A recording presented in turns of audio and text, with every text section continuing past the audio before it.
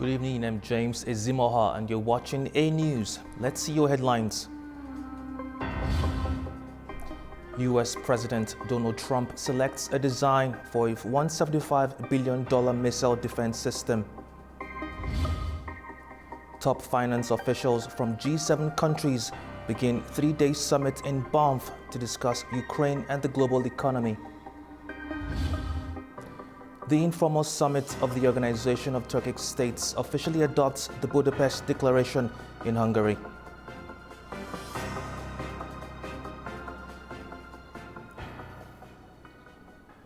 Thank you for joining us. US President Donald Trump has officially approved the design of the Golden Dome system aimed at protecting the country from next-generation air and missile threats, valued at $175 billion.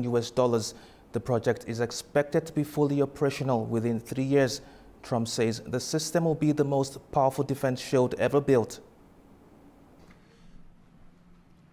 US President Donald Trump unveiled the final design of the ambitious $175 billion Golden Dome missile defense system, a strategic initiative intended to shield the nation from evolving threats posed by China and Russia.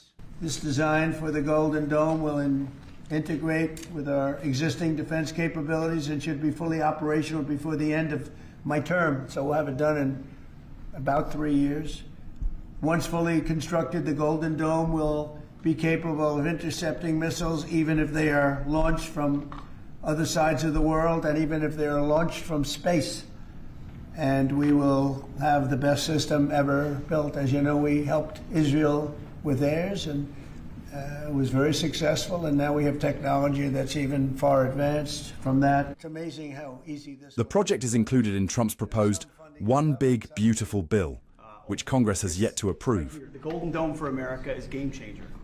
I'm also pleased to report that the One Big Beautiful Bill will include $25 billion for the Golden Dome to help construction get underway. That's the initial sort of a down deposit. And we have probably, you're talking about, General, we're talking about $175 billion total cost of this when it's completed.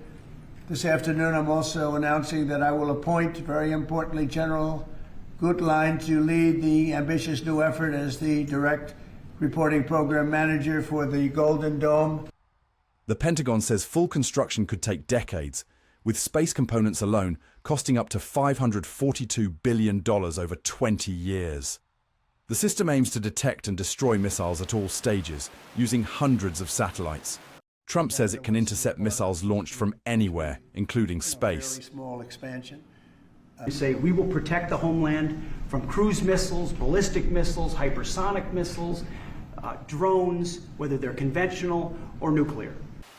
Defense experts warn that US missile systems lag behind Russia and China's advanced weapons, with both nations targeting weaknesses in current defenses, according to the Defense Intelligence Agency. Canada wants to be a part of it, which be, fairly small expansion, but we'll work with them on pricing. We'll be dealing with them on pricing. They know about it very much. They've asked to be a part of it, actually. They've asked us to be a part of it.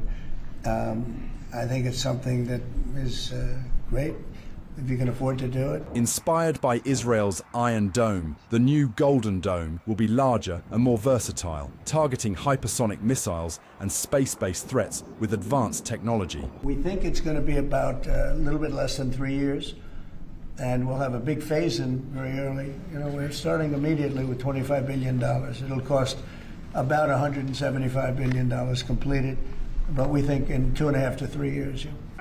SpaceX, led by Elon Musk, is set to be a main contractor, with firms like Palantir and Anduril also involved. However, Democrats have expressed concerns over transparency. US President Donald Trump is hosting South African President Cyril Ramaphosa at the White House. The high-stakes meeting aims to reshape relations between the two countries. Ramaphosa focused on trade, offering the U.S. access to South Africa's critical minerals. However, Donald Trump confronted South Africa's president with the most contentious areas of dispute between the two countries, including Trump's claims of a so-called white genocide. This claim has led to 59 white South Africans being recently granted refugee status in the U.S. after Trump accused South Africa of targeting white farmers and cut U.S. aid in response. Ramaphosa has denied the allegations. Between our two countries and discuss a whole range of issues. U.S. intelligence sources say Israel may be preparing for potential military action targeting nuclear facilities in Iran.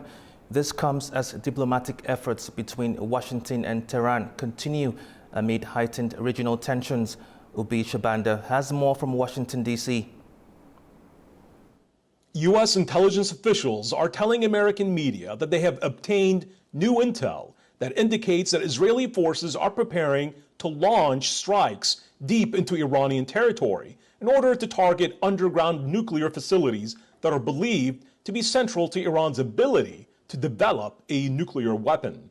These reports come at a time when President Trump has signaled to Tehran that he is willing to reach a diplomatic settlement as long as Iran forgoes nuclear weapons once and for all. The intelligence does not reportedly offer any clues on whether Israeli leadership have finalized their decision-making on whether to greenlight the attack. This comes at a sensitive time between talks being held by Iran and the U.S., overseen by Trump's close confidant, Steve Witkoff.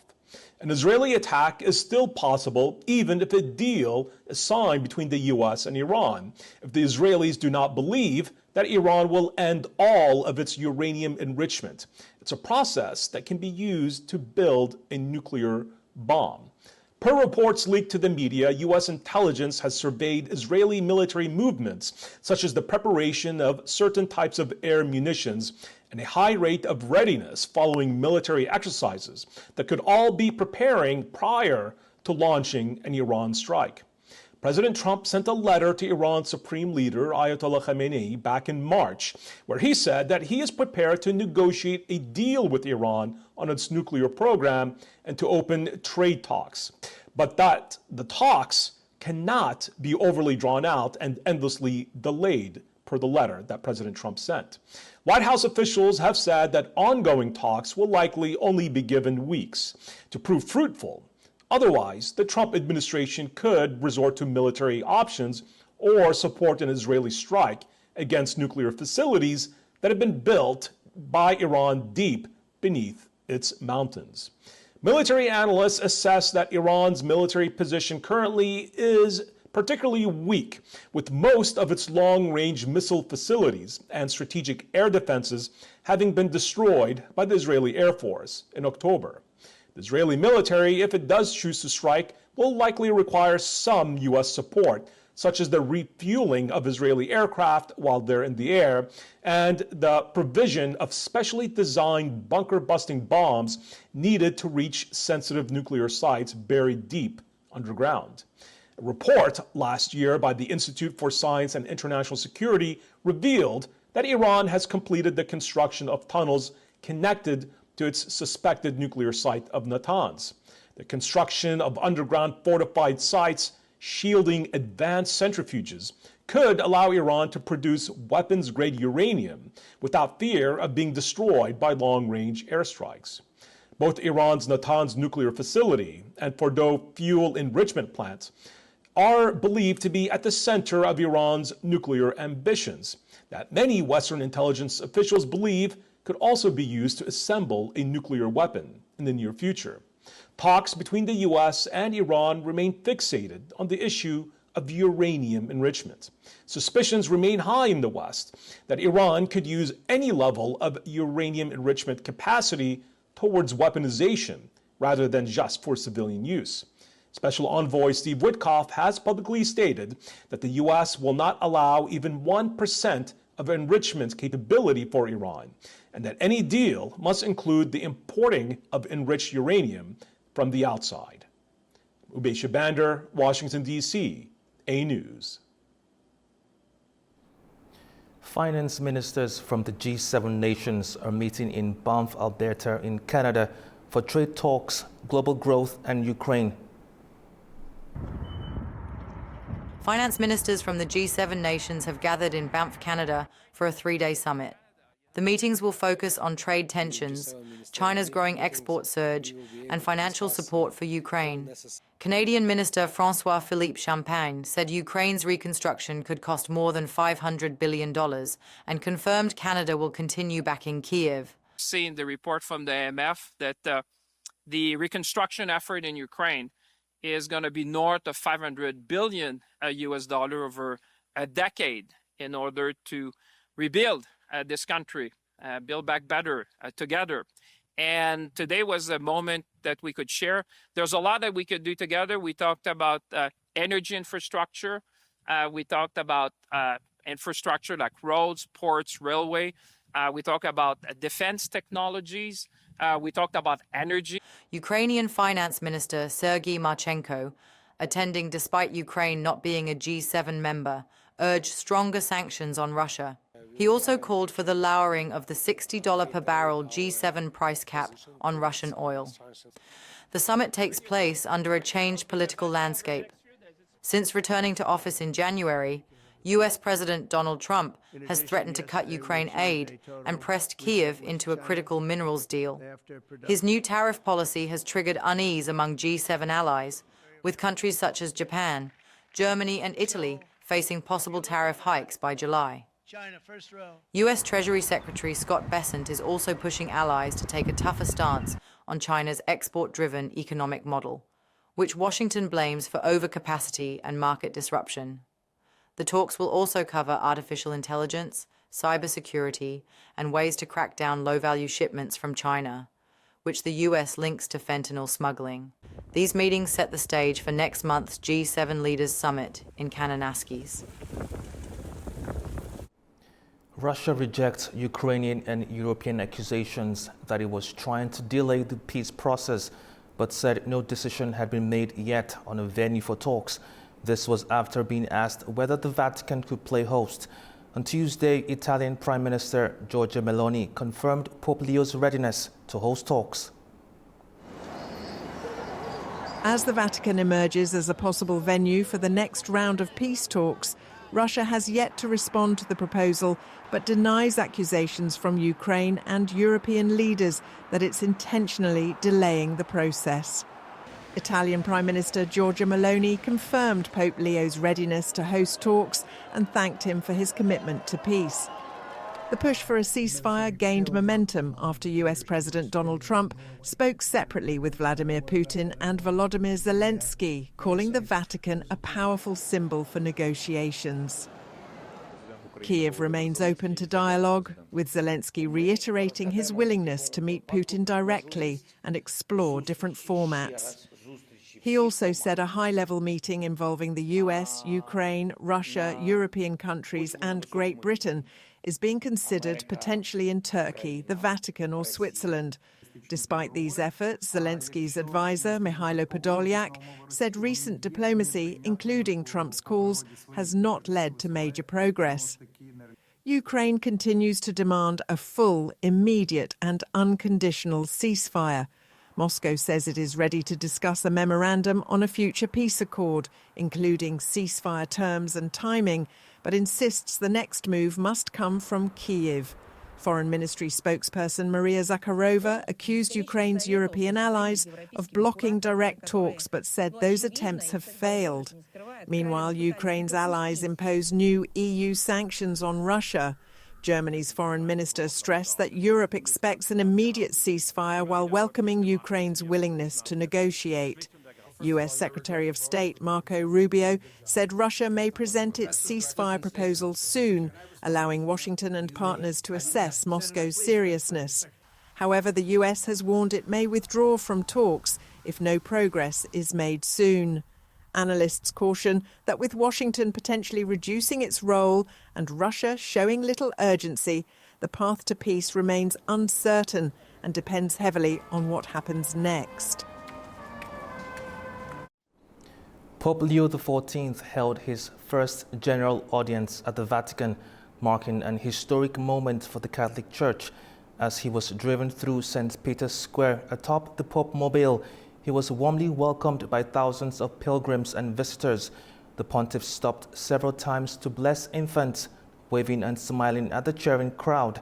Elected just 2 weeks ago, Pope Leo XIV is the first American to lead the global Catholic Church, a milestone that has drawn widespread attention and hope from faithful around the world.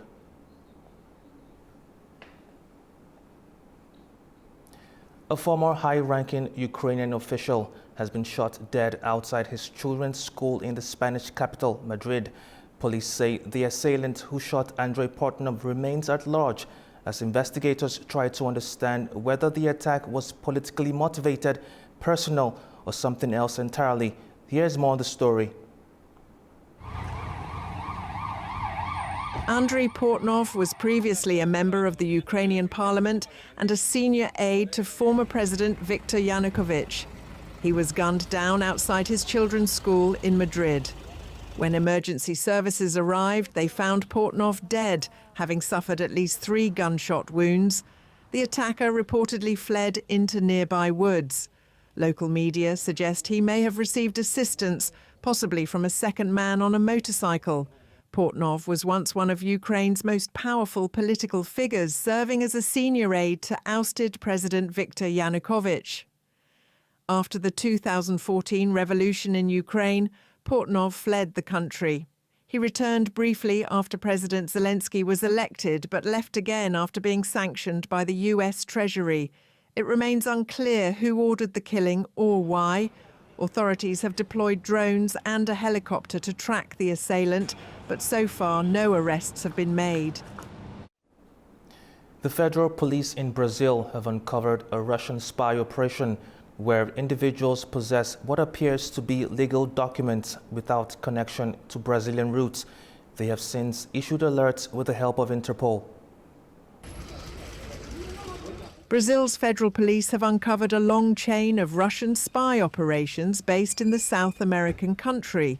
The investigation, called Operation East, revealed the presence of Russian spies residing within Brazil under false legal documents, including birth certificates, voter registration cards and passports. Officials have reported that while their documents seemed legitimate, further investigations revealed no link to their place of birth or Brazilian parents. Federal agents termed such persons ghosts and began looking for patterns in millions of birth records, passports and social security numbers. Investigators shared their findings with the world's intelligence agencies who, upon cross-checking against records of known Russian intelligence, found matches, allowing Brazilian authorities to attach real names to the fake identities. Russian President Vladimir Putin has in the past acknowledged such operations and has said undercover officers are special people in service to their fatherland. He oversaw similar operations while posted in East Germany as a young KGB officer at the end of the Cold War. For the past 3 years, Brazilian counterintelligence agents have quietly and methodically hunted these spies. Agents have uncovered at least 9 Russian officers operating under Brazilian cover identities. Many of the spies managed to flee Brazil upon having their covers blown, but left behind electronic devices that revealed communication about their secret missions.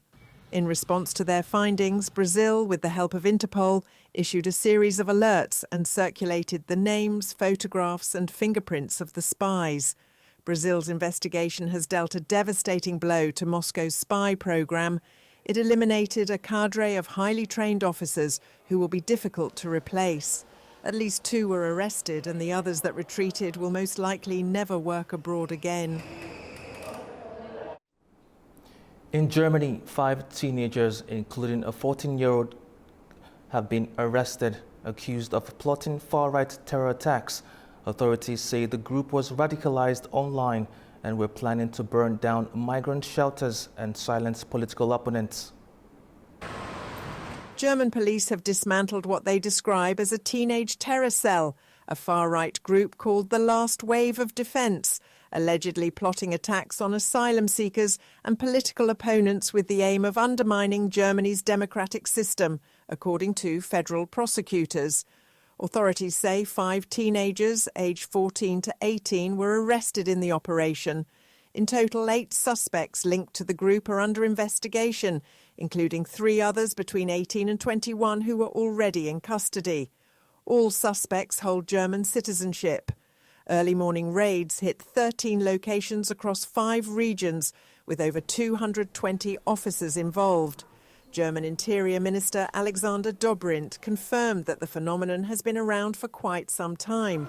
Diese Gruppe konnte heute mit einem hohen Einsatz an Polizeikräften. This group was dismantled today with the heavy use of police forces. Some young people have been detained. This is a phenomenon that has been around for quite some time and causes us great concern. There is a phenomenon now in one area of youth, a small area, but a very aggressive, which are clearly influenced by far-right ideology. They become radicalized and are then ready to carry out joint terrorist attacks. The fact that this police operation took place today prevented further arson attacks from being carried out. Prosecutors say 2 suspects set fire to a cultural centre in Altdüben last October, causing major damage but no injuries. In January, others broke windows at a migrant shelter in Schmölln and tried to start a fire with fireworks, leaving extremist slogans like "Foreigners out" and "Germany for the Germans." Another planned arson attack on a refugee home in Senftenberg was stopped after arrests. The suspects were identified by their first names and initials in a statement released by federal prosecutors, who confirmed that all are German nationals. The investigation follows an earlier wave of arrests and adds to growing concerns about far-right extremism among youth. Germany's Justice Minister called the case shocking, warning that far-right terrorism is now reaching minors. Authorities say the group is linked to a wider network of far-right extremists who use social media to radicalise young people and spread violent ideas. The threat appears to be growing. A recent report shows politically motivated crimes in Germany rose by 40% last year, with far-right violence increasing the most. Recently, the United Kingdom and the European Union agreed to a landmark deal aimed at resetting their post-Brexit relationship. This would obviously ease restrictions on travel and trade between the two markets. Joining us live from London with more on the UK-EU relations reset is Ricardo Evangelista, CEO of Active Trades. Thank you for joining us. Good evening. Do you think this deal signals a return to pre-Brexit conditions? And why did it take so long for the UK to fully acknowledge the consequences of Brexit? I don't think this is yet a return to pre-Brexit conditions. The agreement that was established is limited in scope. It excludes, for example, financial services, which were the main export of the UK to the European Union. So it's not yet a return to the pre-Brexit conditions, but it is definitely a step in the right direction towards a renormalization of trade and free flow of people and capital between the two blocs.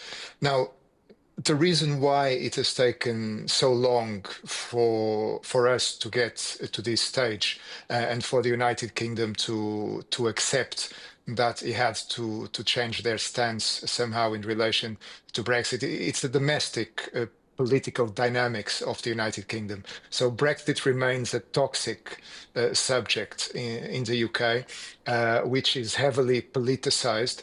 And a rational analysis of the situation, of course, indicates that it is more profitable for the country to cooperate and to have a straighter connection with the European Union, with their closest neighbours. However, the way this has been politicized in the UK and the way it is used, especially by some segments on the right, stops this more rational analysis of the situation from prevailing. So what we've seen now is a big step in the right direction, but is not yet a return to pre-Brexit conditions. In your opinion, which sectors were most affected by Brexit, and how quickly can we expect them to recover? Well, as I said, from the UK's perspective, the most affected sector was the financial services. So the UK lost their passporting rights to operate in the EU, and this was a massive hit for the financial services industry in this country. But other sectors as well suffered heavily. So all trades of goods went from being frictionless, meaning there was no borders and no checks, to then having to pay duties. And also, for example, the exports of agricultural products became really difficult between the two blocks. So this has now been addressed. So exports of agricultural goods is contemplated in this new agreement, and this is very positive for both sides. Also, fishing has been included in this agreement, which is also positive. There is an agreement as well to have closer cooperation in terms of energy and carbon alignment. There is a youth circulation scheme, which will also be very positive, but it still fails to address the main losses caused by Brexit, which was the loss of financial services interchanges between the two blocks. But in terms of the timing that this may take for us to get a full normalization, it's difficult to say, but we will not, by the terms of this agreement, reach a full normalization. Now, how long it will take for things to be noticeably better, it's also difficult to say, but I would say that perhaps towards the end of the year, we will start to see the first concrete developments in terms of improvement in numbers of exports, etc. Thank you very much for your time. It was my pleasure. Thank you. Europe has seen an increase in Chinese investment, with gains reaching 10 billion euros last year. This comes as China seeks to improve its economic relations with the EU. Manu Makdum has more from Beijing. Chinese investment in the EU grew by 47% last year, reaching 10 billion euros, the first increase since 2016. This marks a new chapter in the EU-China economic partnership. Instead of buying existing companies, Chinese firms are now building new factories, especially in sectors such as electric vehicles and batteries. Hungary led the way, attracting major projects such as the CATL's battery plant, BYD's electric vehicle factory, and accounting for 31% of the total investment. The move is strategic. China is trying to get closer to its European customers, meeting EU regulations and becoming a key player in Europe's green economy. This is part of China's broader post-pandemic economic strategy, which encourages Chinese companies to seek diversification and growth opportunities abroad. The ongoing US-China trade war has also pushed Chinese companies to reduce reliance on the American market and shift focus towards Europe as a more stable and reliable destination for long-term investment. In an effort to further facilitate a smoother bilateral cooperation, China has been easing travel restrictions with the EU. As of late 2024, citizens of countries including Germany, France, and Italy cannot travel to China for 30 days without a visa. This further encourages and promotes tourism and business trips between the EU and China. These moves together reflect China's new approach in fostering pragmatic and long-term partnerships, building, not buying, and encouraging more exchange with Europe. Manu Makdum, AnewZ, Beijing, China.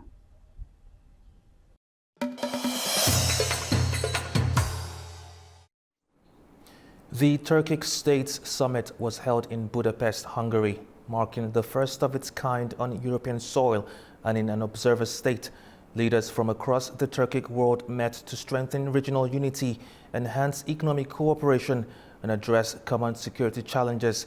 As part of the summit, the Budapest Declaration was adopted. Our correspondent Andy Murch has more from the venue. The informal summit of the Organization of Turkic States concluded here in Budapest. The presidents of the member states, Azerbaijan, Turkey, Kazakhstan, Kyrgyzstan and Uzbekistan, were hosted by Hungary's Prime Minister Viktor Orban. This was the first such gathering on European soil and in an observer state in the OTS. Many things were mentioned here. Budapest Declaration was adopted by the leaders of these countries. The OTS countries reaffirmed their unified stance on securing Afghanistan, on ensuring stability in the country and providing humanitarian aid. They spoke on enhancing trade and developing further infrastructure on the middle corridor to facilitate even greater trade turnovers. A lot has been said on the importance of the digital transformation, raw critical materials and innovation. Green energy was also on the agenda. There was also one appointment made for the chief of the European headquarters of the Organization of Turkic States right here in Budapest. When it comes to the inner workings of the ODS, the organization Secretary General said that about a third of the points in the action plan adopted in the previous summit in Bishkek have already been accomplished. When it comes to what some of the leaders have said, the host Orban thanked all the OTS countries for their partnership and for their help when Hungary needed it most. The Azerbaijani President Ilham Aliyev spoke on the great deal of investments being made in developing infrastructure that's on the middle corridor. Qonşu ülkelerle yeni əməkdaşlıq formatları yaratmış, müştərək müəssisələr qurmuşuq. We have created new cooperation formats with the neighboring countries and established joint ventures. Last year, thanks to Azerbaijan's investments, the cargo handling capacity of the Baku-Tbilisi Kars Railroad, part of the Middle Corridor, was increased to 5 million tons. We place special significance on the digitalization of the Middle Corridor. Work is underway on a project for a single digital platform to streamline transport operations and trade between the Caspian ports. Turkish President Recep Tayyip Erdogan called for the budget of the OTS to be doubled so that cooperation could go even further. These are just some of the messages. The cooperation within the OTS continues, and it continues this week in Baku, where the ministers of internal affairs of OTS are scheduled to meet. From Budapest for AnewZ, Andy Miocz. Iran has executed the gunman responsible for a deadly attack on the Azerbaijani embassy in Tehran. The fatal shooting occurred in 2023 when the attacker, armed with a rifle, killed the head of security and injured 2 others. He was hanged early Wednesday morning after being convicted of murder and other charges. That's according to Iran's Judiciary Power official website. Our correspondent Turaj Siralilu has more from Tehran. Iran has executed the armed attacker of the Azerbaijan embassy in Tehran, who killed 1 security staff and wounded 2 others in the mission in January 2023. According to the official website of the Iran's Judiciary Power, Yasin Hosseinzadeh was hanged on Wednesday morning. Armed with a Kalashnikov rifle, he assaulted the embassy by passing through the guard post and opened fire inside the diplomatic mission. The embassy staff tried to repel the attack and neutralize the assailant, during which head of the embassy security team, Orkhan Asgarev, was killed, and 2 staff members were injured. The assailant was executed after an Iranian court found him guilty of first-degree murder of an Azerbaijani national, illegal purchase of an assault rifle, and disorderly conduct. During the interrogations, the intruder cited personal and family problems as the motive behind the shooting attack. Turaj Siralilu, reporting for AnewZ TV, Tehran. Russia's Foreign Minister Sergei Lavrov says Armenia used Russian weapons to occupy Azerbaijani territories. Speaking in Yerevan, Lavrov said Armenia used those arms for years to take control of 7 districts it never officially claimed. He also pointed out that although Armenian leaders never sought international recognition for the separatist structure in the area, they still built strong fortification, clearly showing they had no intention of giving back the lands.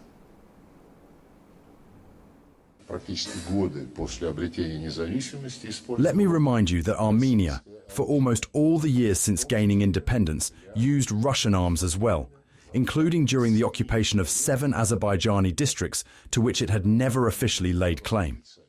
By the way, none of Armenia's early leaders had proposed recognizing Nagorno-Karabakh as an independent entity. Yet Russian weapons were used to occupy these 7 undisputed Azerbaijani districts and to build fortifications and combat lines, clearly indicating a long-term intention to hold these territories. Some analysts even noted that the nature of the fortifications suggested there was never any plan to return these areas to Azerbaijan.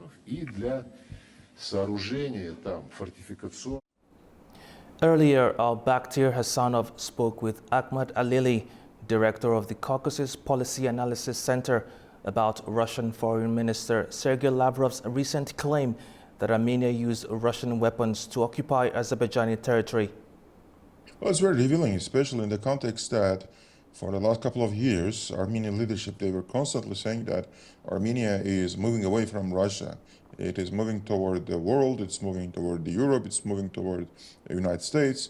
And in December, even there was a strategic agreement signed between the previous US administration and Armenian leadership. And now we are seeing that for the last couple of months, Armenia tells everyone that Armenia doesn't want to change any of the strategic alliance. Armenia wants to be closer to Russia.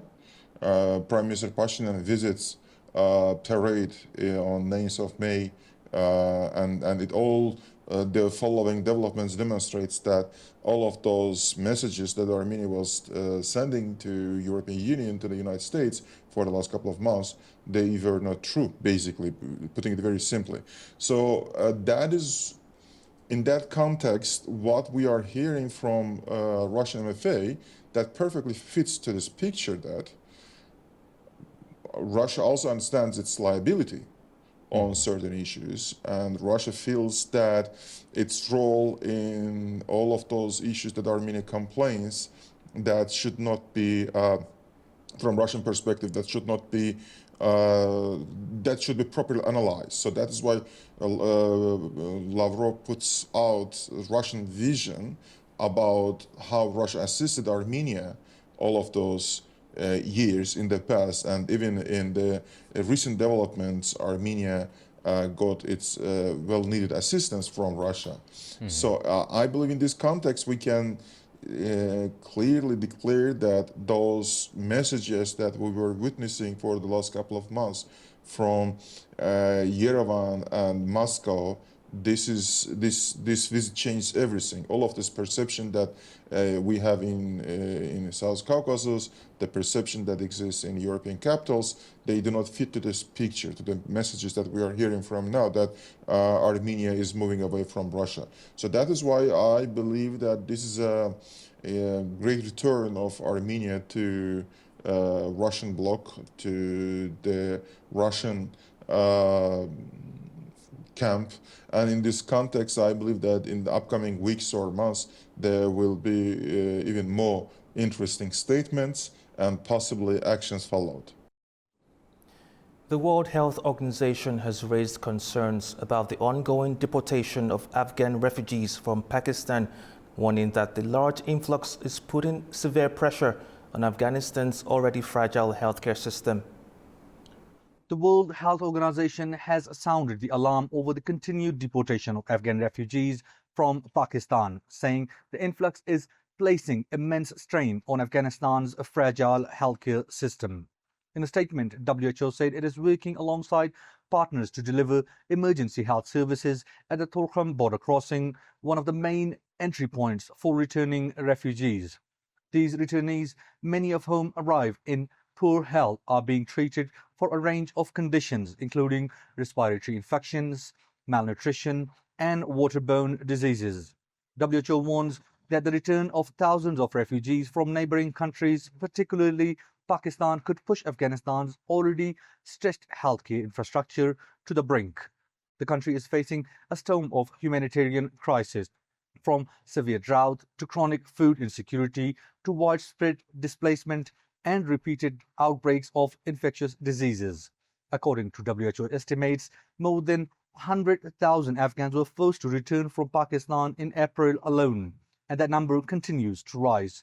Health officials say the international community must step up support to prevent an even greater crisis from unfolding in Afghanistan. This is Tamim Bahis in Kabul for AnewZ. Azerbaijan's road to rebuilding its liberated territories is facing a silent and deadly enemy, landmines. In Karabakh and eastern Zangezur regions, massive demining efforts are underway, but the danger remains. This report takes us to Agdam district, one of the most heavily mined regions in the country. The scars of war remain buried in the soil. Since 2020, Azerbaijan has been carrying out one of the world's most extensive humanitarian demining missions. The goal? To clear these territories of explosives and pave the way for safe reconstruction and return. According to official data, more than 37,154 hectares of land have been cleared of mines and unexploded ordnance in Agdam. In total, over 31,500 explosive devices have been located and neutralized. Priority areas for clearance, including the Barda-Agdam Railway, the Fizuli-Agdam Highway, and other strategic infrastructure zones.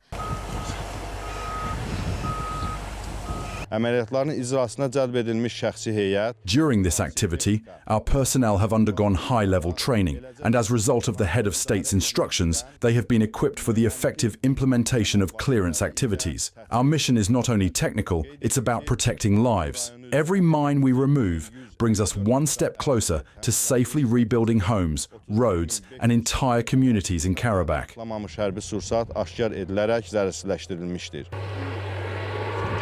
In one of the most contaminated regions of Karabakh, clearing operations rely on a multi-layered approach. Teams on the ground are supported by advanced mechanical tools, enhancing both speed and precision in identifying hidden threats. In addition to AnewZ's mine search team, mechanical mine clearance equipment and specially trained mine detection dogs are involved in the cleaning activities. This is considered one of the areas most contaminated with mines and unexploded ordnance. Mine clearance operations in Agdam district are currently underway in stages. Azerbaijan National Agency for Mine Action and Ministry of Emergency Situations teams are mapping dangerous areas and preparing for the next phase of demining. Access to this territory remains restricted and movement is only permitted with special authorization. Mine contamination doesn't just halt construction, it kills. Since the 2020 war ended, 394 people have become mine victims. 70 have died and 324 have suffered injuries in Azerbaijan. More than 210 of the victims were civilians, including 14 children and 1 woman. Despite Azerbaijan's repeated calls for transparency, Armenia has failed to provide accurate minefield maps. Experts estimate 1.5 million mines were planted during the occupation, turning fertile land into a deadly trap. In addition to the road, the land has been cleared for agricultural fields, fruit gardens, and other infrastructural areas, and has been brought to a dangerous situation. I would like to use this opportunity to call on our citizens and our people to impose unlawful entry into the dangerous parts of the lands liberated from occupation, because this is dangerous for their lives. Just last week, AnewZ cleared nearly 1,292 hectares across 14 districts, including Shusha, Fuzuli, and Lashin, recovering 36 anti-personnel mines, 23 anti-tank mines, and 377 unexploded ordnance. With new hazards uncovered each week, Mine clearance remains one of the most critical conditions for restoring infrastructure, ensuring safe returns, and advancing reconstruction in Azerbaijan's liberated territories. That's all we have for now. Thank you for watching. Stay tuned to AnewZ.